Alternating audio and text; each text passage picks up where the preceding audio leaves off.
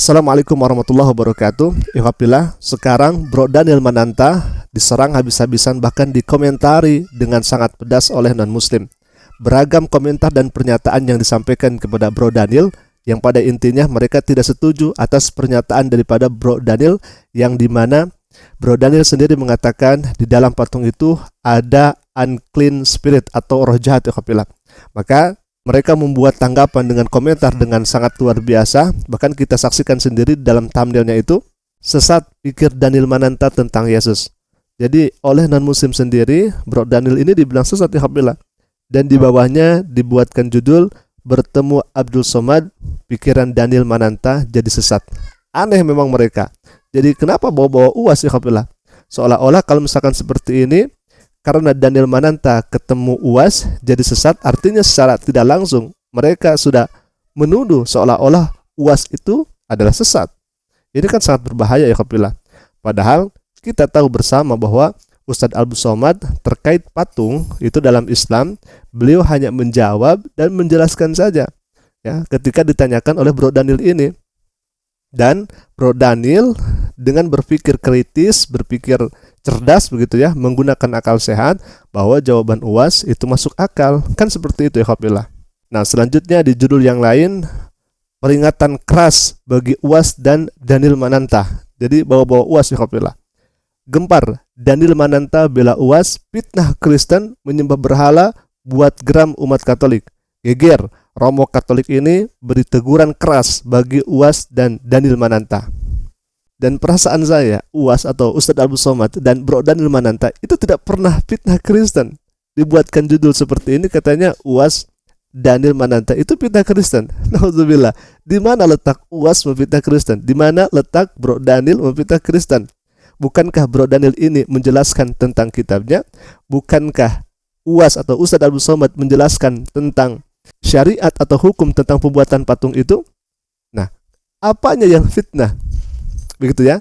Dan kita lanjutkan kembali, Alhamdulillah. Ini judulnya sangat-sangat ngeri, luar biasa, ya Alhamdulillah. Kalau misalkan kita baca ya, selamat ya, tapi jangan membacot. Nah, ini beragam serangan dan komentar kepada Bro Daniel Mananta. Baik, Alhamdulillah, kita akan putar sekali lagi bagaimana pernyataan daripada Bro Daniel ini terkait dengan patung, yang justru kalau misalkan hemat kami, ini Bro Daniel ini sedang membacakan atau menjelaskan kitabnya sendiri, atau dalam kata lain Alkitabiyah, Alhamdulillah. Akan tetapi sebagian kelompok justru tidak menerimanya, Alhamdulillah. Baik, kita akan putarkan sekali lagi. Ini mungkin sebuah kejutan kali. Ternyata gua juga setuju sama UAS soal ini. Bahwa kalau gue mungkin sebutnya ada unclean spirit, oke, di patung. Ketika patung yang dibuat oleh manusia disembah. Wait. Sebelum lo mau komentar, lo harus baca dulu. Ini again buat orang-orang yang mengakui sebagai pengikut Yesus. Oke. Gue pengen kalian baca dulu Yesaya 44 ayat 13 sampai 20. Baru lu bisa komentar di bawah. Oke, lu harus baca itu dulu, baru lu bisa komentar. Sebelum lu baca itu, jangan komentar dulu. Dan itu dia kenapa Tuhan marah banget kalau misalnya dia dibentuk sebagai patung. Dia dibentuk sebagai berhala. Sekali lagi, coba baca Yesaya 44 ayat 13 sampai 20. Di situ Tuhan sendiri sampai bilang gitu, kalau ini kayu yang lu gunakan untuk membuat patung yang cantik, yang indah, yang ganteng. Dan patung yang sama lu gunakan buat masak, buat bakar kayu untuk menghangatkan badan lo. Dan abis itu patung yang sama yang lu gunakan tiba-tiba lu sembah-sembah. Itu bodoh. Again, bukan gue yang ngomong. Yesaya 44 ayat 13 sampai 20. Pada kesempatan kali ini saya mau merek satu video dari seorang public figure yang lagi-lagi menurut saya ini blunder yang dia sampaikan. Tanpa memahami konteks dan teks, dia sembarang saja untuk menafsirkan bagian itu menurut kemauannya dia. Dia adalah Daniel Mananta, ya, yang punya channel Daniel Mananta Network. Saya harus mengatakan bahwa kita terkejut dengan fenomena beberapa waktu belakangan ini, yaitu pernyataan seorang public figure di negara kita yakni Daniel Mananta, bahwa dalam patung-patung dikatakannya ada yang namanya unclean spirit. Tapi ingat, keterkejutan ini bukan seolah-olah bahwa Daniel Mananta telah menunjukkan ajaran yang benar kepada kita, dan kita baru merasa selama ini telah beriman dengan salah.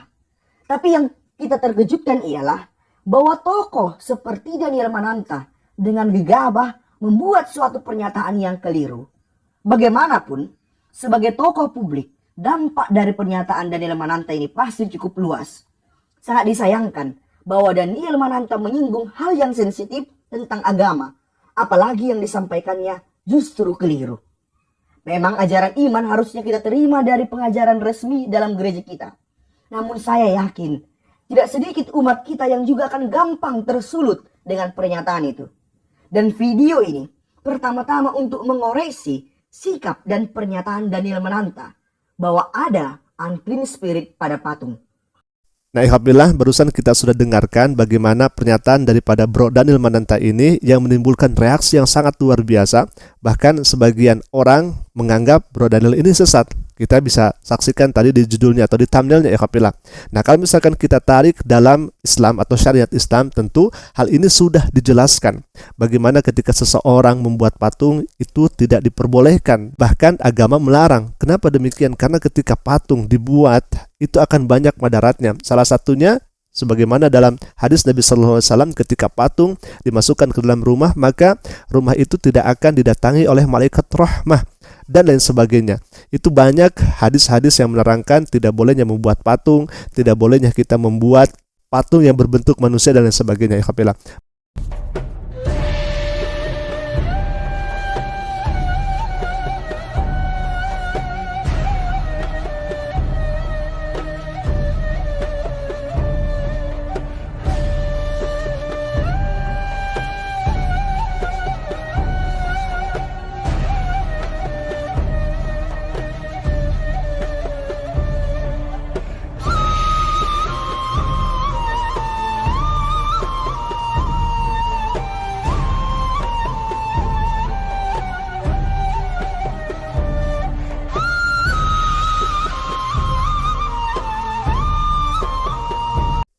Baik, dan kami sebagai kaum muslimin tentunya berdoa yang terbaik untuk Bro Daniel Mananta ini.